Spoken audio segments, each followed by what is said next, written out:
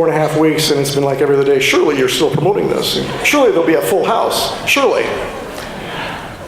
And what do you say about this movie? It's a laugh riot.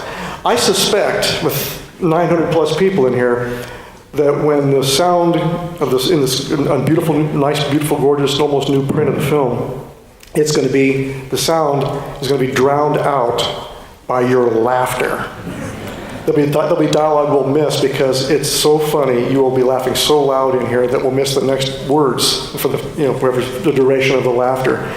And that's a neat feeling to have nearly 1,000 people around you and that kind of laughter. It doesn't happen because movie theaters aren't this big anymore, as we know, sadly. But enough of my talk about the film, because there's somebody here who can talk way more than I can about it. And he is a native of, well, kind of a native. He spent 3 years at Bellevue High School. He's got some of his high school classmates here tonight. Can you believe this? Robert Hayes is a widely known and respected and gifted actor, comedic actor, straight actor. The guy's great, and he's iconic. His character is Captain Ted Stryker is iconic. He's just insane. He's a great guy, as you'll see. And by the way, before I introduce him, during the film and after, he's going to be out there with pictures to sell, an autograph, $30, cash only. I have to tell you, no credit cards. And he will have things from the movie. Anything you want to bring to him, he'll sign too. And that includes posing. If you want to pose a photograph with him, that's included. You can't beat that. And I want to make sure I got that out real quick so you guys get a chance to meet him. But he is a funny man. And this is 3 years in Bellevue and being in Nebraska. He has great humility, very down-to-earth gentleman, very warm and friendly, and funny as heck.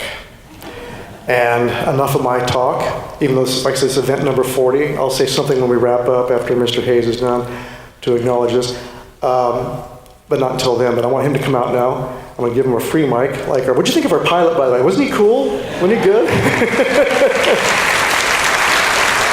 Now we're going to have a real pilot, Ted Stryker. So ladies and gentlemen, please give a warm round of applause for a one-time Nebraska native, Mr. Robert Hayes.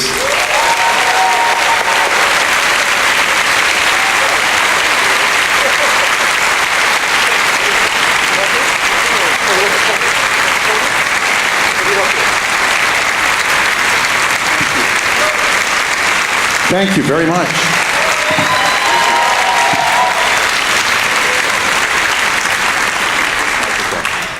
I think I'll use this mic. This is a great mic, and you guys are just wonderful for being here. This one might be better.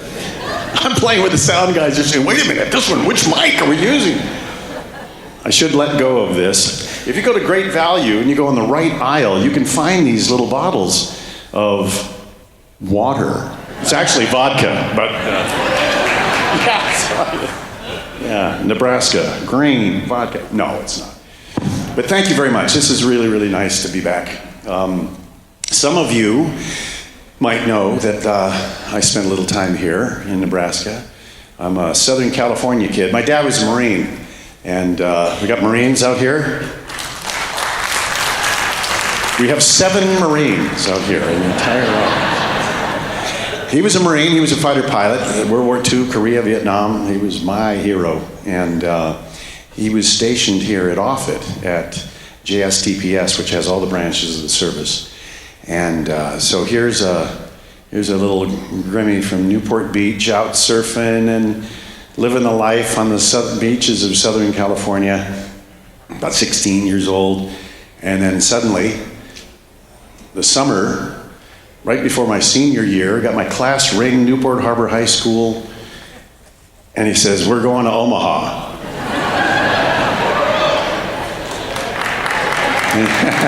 Yes. And I said, come on, Dad, you don't really have that good of a sense of humor. Quit messing around with me. And so we were transferred out here, and I thought, all my friends, everything left behind, doing this my whole life and still not used to it, but everyone's left behind. And so we come out here and I thought, oh my God, we got the armpit of the world in the middle of the country. There's no ocean for 1,500 miles either way. And it wound up, we got here on a Tuesday. We were in the guest quarters on the base. We hadn't been assigned any base housing, so we didn't have a place to live. But Saturday, we got a horse, and we still didn't have a place to live. So I spent all my time out at the base stables riding our horse, Paint. And then Brandy, and then we had another one, Dory, later on. But we'd ride along the Missouri River, and then we'd pop in down Bellevue. We'd pop in to my friend Bob Lewis, who is sitting out here in the audience somewhere tonight. Bob, where are you? Bob, where are you? Gee, where are you? Right there. He reminded me, I was trying to think, was it Dairy Queen? What was it? And it was Henny Penny. Any of you remember Henny Penny? None of you are old enough to remember Henny Penny. Anyway, we'd go in there, and one of us, usually me, would hold all the horses while everybody else went inside, got their burgers and their shakes and whatever, and then finally somebody come out and spell me and I could go get mine. But my God, was that great. I mean, that was just fantastic. And then my folks and my sister and friends, we'd all go out riding. And we'd stop by this little farm, and Bud and Dicey Mason used to come out and greet us. And they were just the salt of the earth. They were the nicest folks. And Dicey would say, just a minute, don't go anywhere. She'd run inside and she'd come back out with these preserves that she had jarred up, and we put them in our saddlebags. And every time we'd go see Dicey and get some wonderful strawberry preserves or whatever kind she was making. So those 3 years of Bellevue High and then Omaha University, before it became University of Nebraska at Omaha, those 3 years wound up being 3 of the most important years of my life. And it was because of the people of Nebraska, the Midwest values, the swell folks that you got to meet and grow up with, and it wound up really being great. It wasn't so much of an armpit after all. It was kind of like that rosy perfume neck on that pretty girl. It was more like it. So anyway, I wanted to say thank you very much for allowing me to come in here and interrupt your nice evening. You're probably going to watch some like Gone with the Wind or something, and they impose this on you. But this is really a fun thing. How many people remember Todd's? How many people cruised Todd's? More people cruised it than remembered it? That's Nebraska. We'd go down there, we'd get in line. I got a 62 Chevy Bel Air, my first car. We'd get in line and we'd wait and wait, inch by inch, till you could finally turn into the parking lot. And then you would go all around the parking lot, which was crammed full, and you'd get out, drive down the street, make a U-turn, get back in line, cruise, wait, and wait. And that was a very fun and exciting night. There was a friend, I can't remember who it was, one of the guys we went to school with, he was a military brat also, and he and his dad had I think it was maybe 37 Chevy, and they had restored it. It was beautiful. It was absolutely beautiful. I think it was a dark blue. It had red wire rims, had short mohair seats. It was all just the original. You remember mohair was just that short little, real soft, oh my gosh. And the whole thing was absolutely original. You'd look at it and it was great. You started and you couldn't hide it. They had a 289 Cobra engine in it. And he had a Hydromatic, and they hadn't adjusted it right yet. So if you got going and it shifted, you couldn't trounce on it and downshift. It stayed in that gear. So they still had a little work to do on it. But we were cruising down going to Todd's. And I remember a guy coming up in a Ford Fairlane, and the guy was a caricature. He was a greaser. He had a white t-shirt, he had his cigarettes rolled up, and his arm hanging out. And we pulled up next to him, and I said, we gotta get this guy. We gotta get this guy. And he said, no, my dad will get, I gotta do it. I said, we gotta get this guy. And so I turned over to him, and I said, wow, what do you got? And he said, 409 dual hour cam. We got the Johnson Ross Dragon, double cover, 8-barrel, 97,000. What do you got? And you had to hear there was something. And I said, 289. And he said, yeah, that's pretty good. The light changed, and the guy takes off. Says, come on, you gotta just know. So he finally gets going, and we sort of made almost a little race. And we got up to him, and I said, boy, he humiliated you. Your dad would just get you for this. And he goes, geez, I'm gonna get that guy. And I said, all right, I got him all charged up. And I said, wow, man, what do you got, man? He said, I got a 409 dual overhead cam on the Jensen Rod's Dragon, but other than that. I said, wow, that's cool. He said, what did you say you had? We had a 289. He said, yeah. Gonna let him do this to you? He said, no. The light changed. We were gone, and we were standing down there, sitting down there at the light. And this guy, minutes later, comes screaming up to us. He said, what did you say you had in that? And I said, 289. Bullshit, Cobra. I've never seen a 6'5" guy get so low in a seat. You could just see the top edge of the grease hanging out. And here it is, 150 years later, something like that. And I still remember that. So Nebraska has some of my fondest memories ever.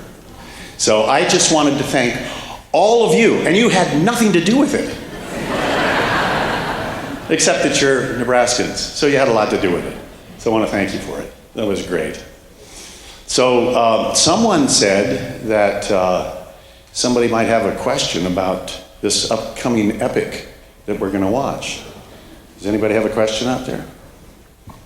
Ooh, me. What do you say? What are some of your fondest memories of filming with that? What are some of my fondest memories of filming? Airplane?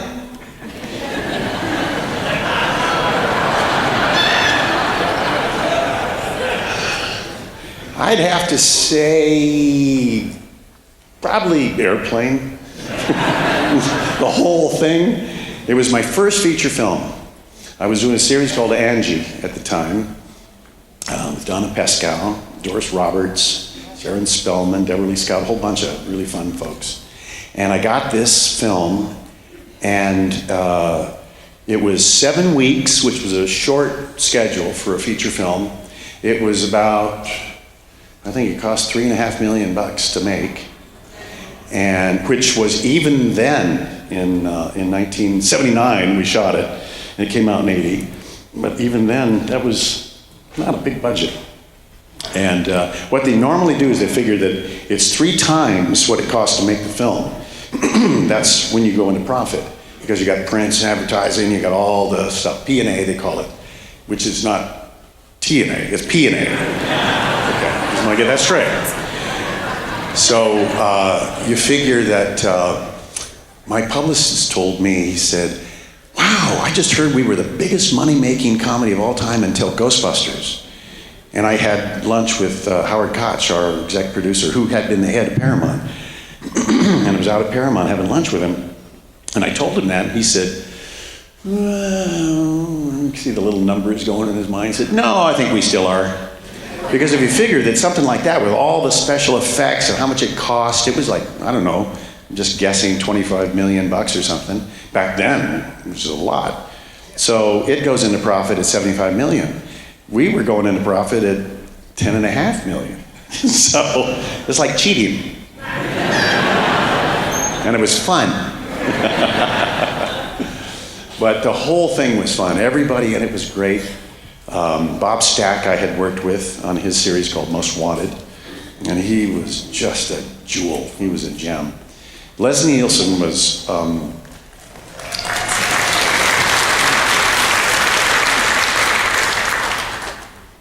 crazy.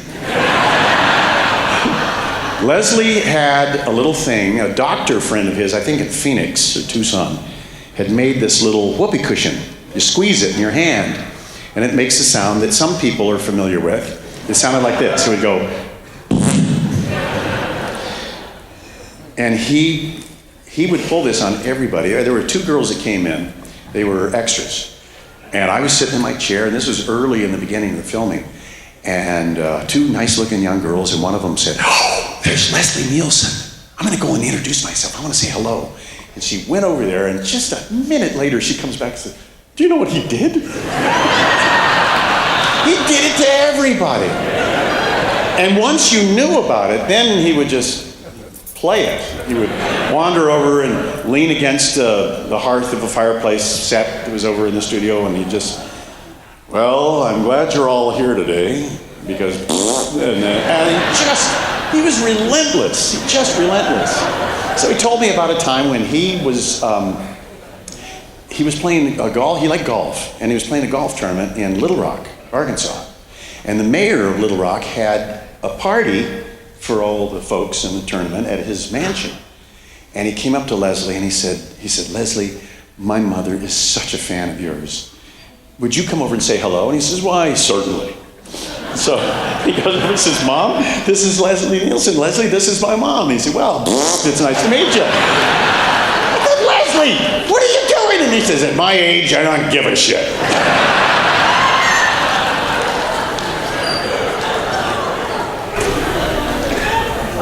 If you point too much, I won't be able to see it. I've been blind since birth, so we're going to be in trouble if you doing that. Oh, this. Okay. What on the other side of the coin? What was the most challenging part of making that? I'll tell you about a scene, and this was the most challenging moment. When Randy, the other stewardess, she comes up back and gets me and says, "We need some help. The doctor wants to see you in front, in the cockpit." The cockpit, what is it? It's a little room where the pilot sits. It's not important right now. And so I turned to the guy, Jesse. His name is Jesse, and he had a turban on, and he was dousing himself with gasoline, about to immolate himself, because I guess I was boring. Anyway, and there's a story about that scene, too. Anyway, so I get up and I go into the cockpit, and I see both pilots. And he says, "Mr. Stryker, can you land this plane?" And I said, "Well, I flew single-engine fighters in the war, but this plane has 4 engines. That's an entirely different kind of flying altogether. That's an entirely different kind of flying." Right. Well, when they came in for my close-up, the camera is on me. It's about this big, you know. And all the time, off camera, he's saying, "Mr. Stryker, can you land this plane?" That was the hardest thing, was to keep a straight face.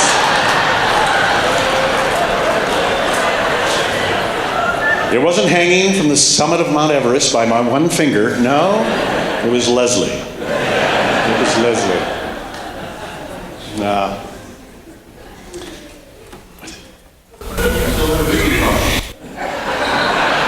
Do I still have a drinking problem? No. Wait a minute, I'll be right back. No, I hopefully I've been able to keep my clothes dry for a while. Yes. You had done film a little bit prior to this being your first feature film. Were you starstruck at all working with any of the other actors and actresses? Was I starstruck? Yeah. I mean, wouldn't you be? This was Peter Graves, the all-American dad from Fury. Anybody remember Fury? Gosh, and Mission Impossible, of course, everybody does. And Leslie, I don't know about you, but when I was little, Disney had a show, and it was the Swamp Fox. And it was the Revolutionary War, remember that? And he was like the head of the commando units, but they were dressed in funny hats and things, you know. But yeah, he was, oh, geez. And Bob Stack. Of course, I'd worked with Bob, but I was still in awe of him because he was just such a great guy. And Lloyd Bridges, Mike Nelson, and C. Hunt, you know, and Kareem, who was that tall. And, oh, that's, who was the original guy to play that role? Now, first off, anybody know what the film is based on?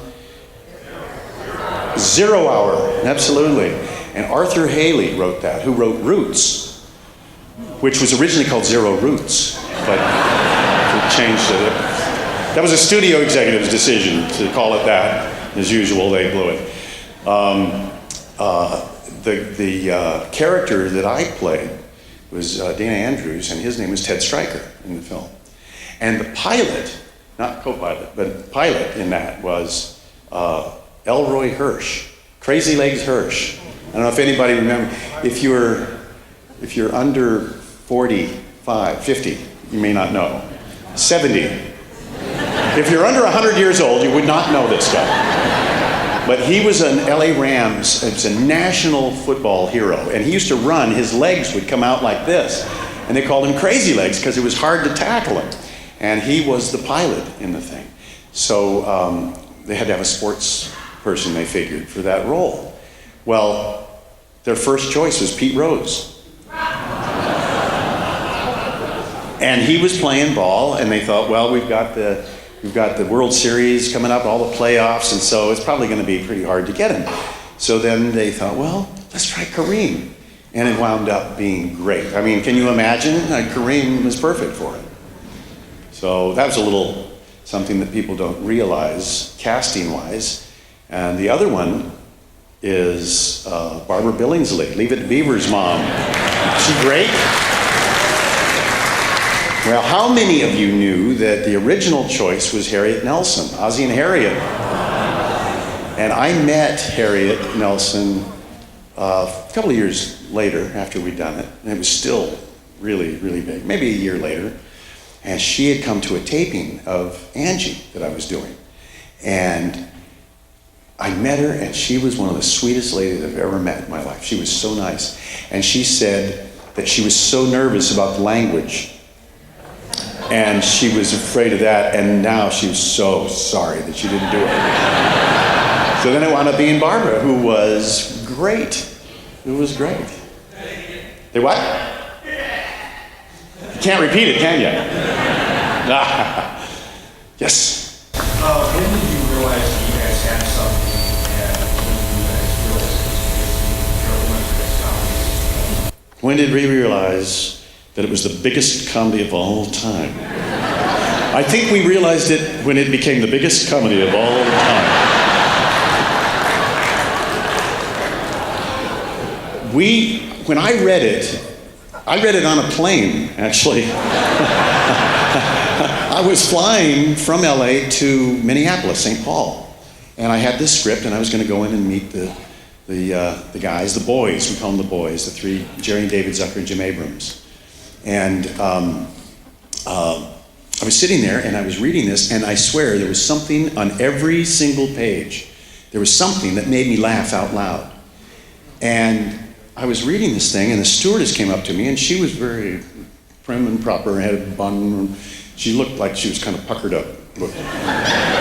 And she came up to me, and she said, I couldn't help but notice, you seem to be enjoying what you're reading. And I said, well, it's a script, and I'm going to meet with the people next week. Do you want to read it when I'm finished? And she said, that would be nice, thank you. And so I finished it, and then I let her read it, and she went up right behind the cockpit. They have those little jump seats pop down. And the stewardesses buckle in, you know.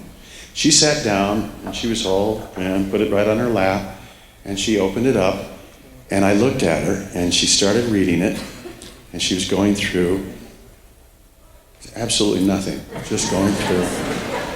A little while later, I looked back up there again, and I saw a little kind of a... And then, a little while later, I looked up there, and she was going... And then I looked back a little while later, her knees were all open, her hair bun was undone, and she was... So I thought, well, I'm not the only one that thinks this is funny. So, went back, read... the guys liked my reading, and which was, actually they'd been all over the country looking for Ted and Elaine, and they couldn't find anybody. The studio wanted them to use comedians, and they said, we don't want comedians, you don't get the whole thing. Well, you think of Chevy Chase and Steve Martin and John Belushi and, you know, all those guys. They said, well, that's not you're kind of missing the point. But that was studio executives. That was pretty common. To miss the point, you know. Green, whoops. But Anyway, so they finally said, "Well, do whatever you want to do." So they went to New York and Dallas and Chicago and Minneapolis and Seattle, and they went all over the country, and they couldn't find him. And this new agent in my agent's office, Beth Boyke, went in, called Howard Koch, who she'd worked with, and said, "I got your Ted Stryker." And he said, "Well, bring him in."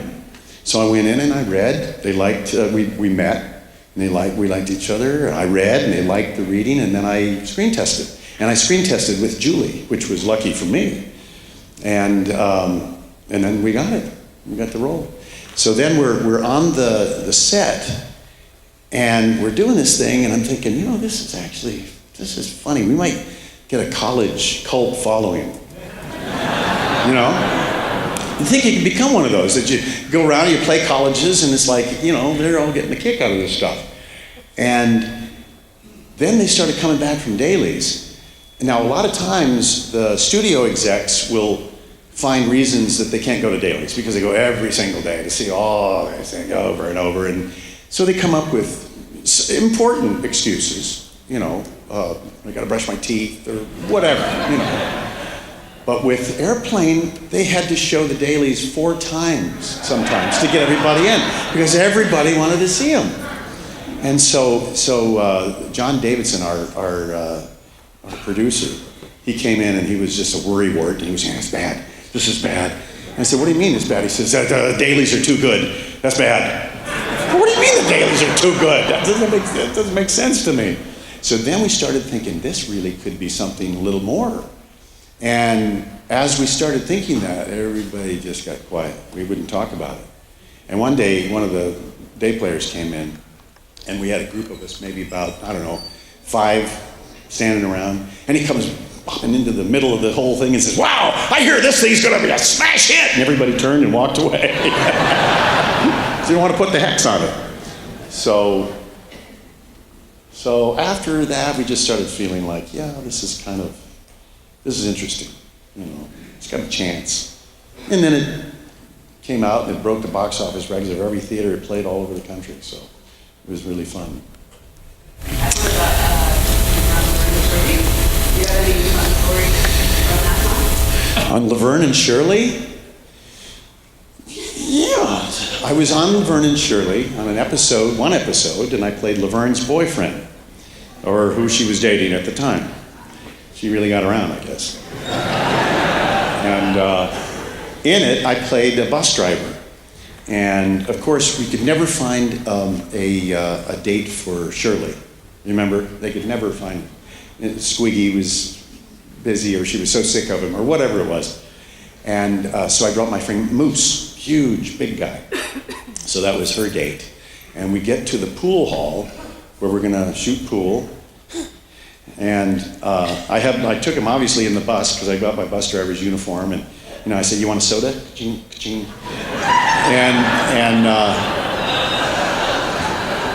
So a rival bunch of guys and gals come in, and it's the rival gang sort of to Laverne.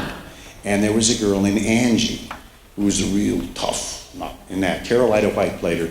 And she was the one that started the whole thing. "I'm going to rip that L right off your chest." And Laverne would say, "You touch my L and your teeth go to Peoria." That one. Well, that episode introduced that character of Angie. You cut to just a couple of years later, and they're doing a series of Angie, of that character, and I'm playing Angie's husband. So that was very fun, very fascinating to me. Not to you, but to me, that was fascinating.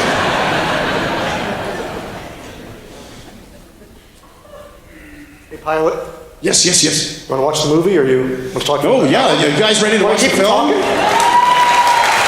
Excellent. Well, Hey, one more question. Hey, I have the water for you. yes, right. Yeah. Yes. You don't have to say the entire content and then include the movie that you wish that were. There are scenes that they cut out of the film, and in the Don't Call Me Shirley edition, they have some of those included in it. But it was just ridiculously fun.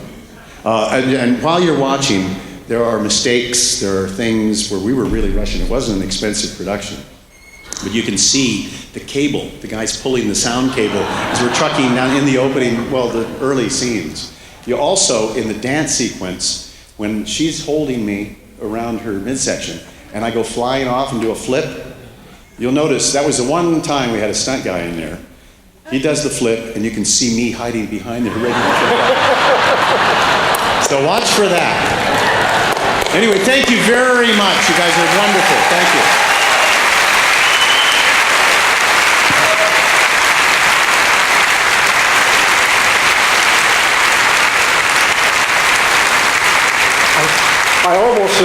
I almost want to just not even watch the movie, just have him talk for the next 2 hours. Seriously.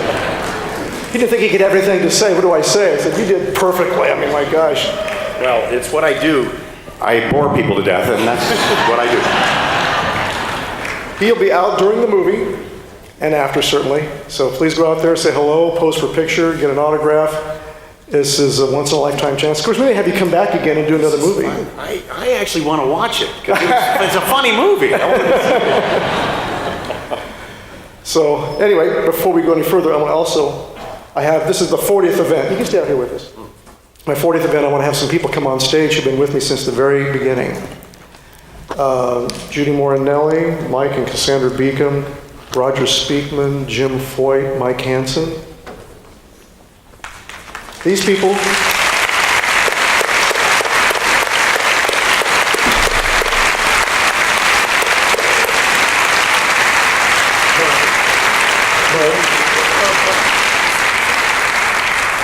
all 40 events in 25 years. Isn't that amazing?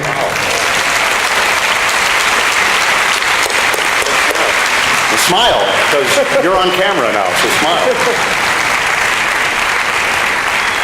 Hey, Robert Hayes and I are going to sit and watch the movie while they stand here all night long.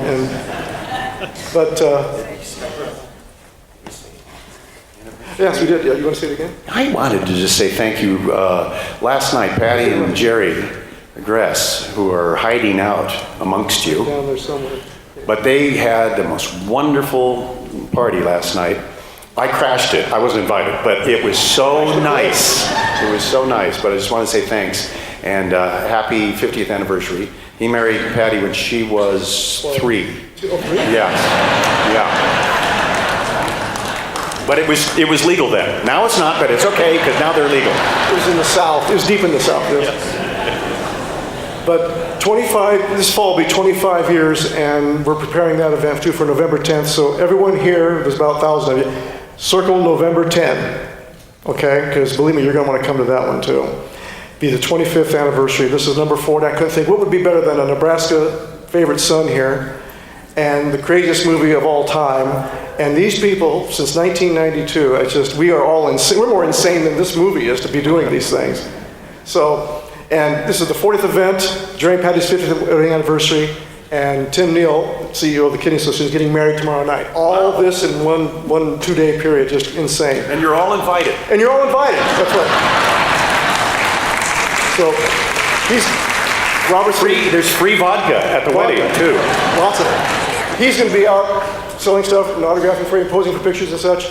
And you can say watch the movie and or go out or do both. But so we'll see you next time. We'll see you in November. And thank you guys for helping making number 40 a sold out, incredible night. Thank you so much. Thank you.